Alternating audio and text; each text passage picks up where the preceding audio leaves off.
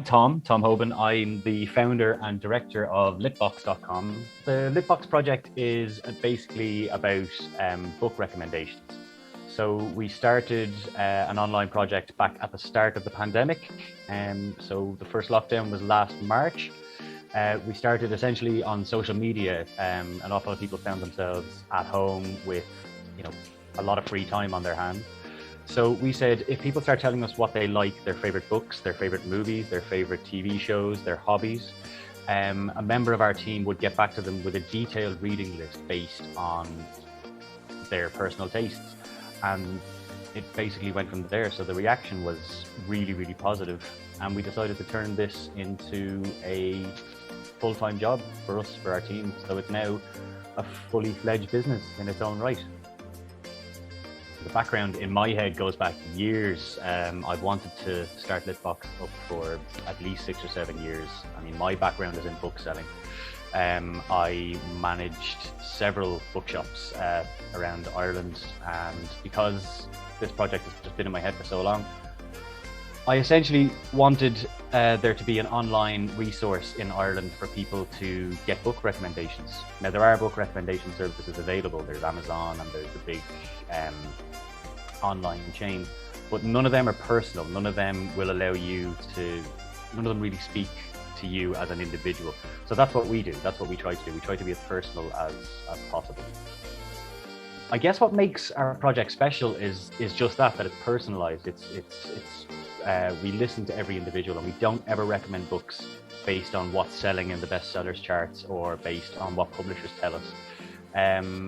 And the fact that it's free, we don't ever want money to be the reason why people can't use our service. So, I mean, if you log on to litvox.com and you fill out the form, it is completely free, and a member of our team will get back to you, usually within 24 hours with a detailed list.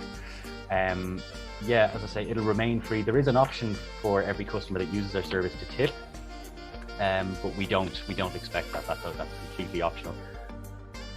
The funniest part of the project is because we do kids recommendations, an awful lot of the time the kids themselves are getting in touch with us, and some of the stuff they say is just fantastic. So we had a little kid last week who was 10 years of age and said that he didn't read, he didn't want big books or tomes to get through, but that his grandmother had just bought him a pair of flippers and he needed books on fish and sea life so that he knew what he would be looking at when he got to use his flippers and went out snorkeling.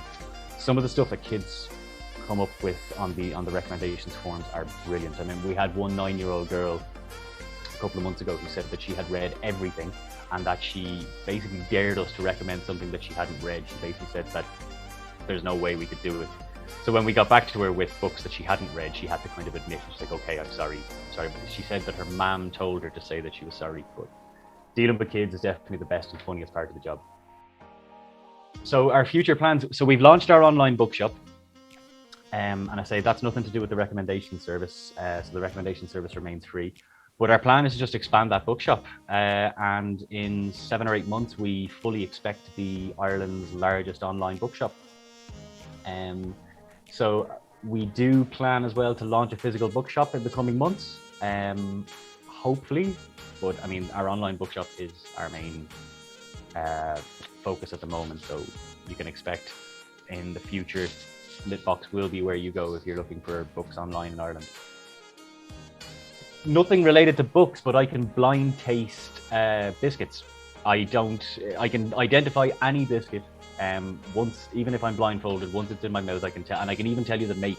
So I can tell you if you put a ginger snap in my mouth and I'm blindfolded, I can tell you whether that is a genuine ginger snap or a Tesco brand ginger snap or a Lidl brand ginger snap. So yeah, funny enough, like, it's not a great superpower. You probably wouldn't be able to make any money out of it or save anybody, but I mean, it works for me and it's fun to pass the time.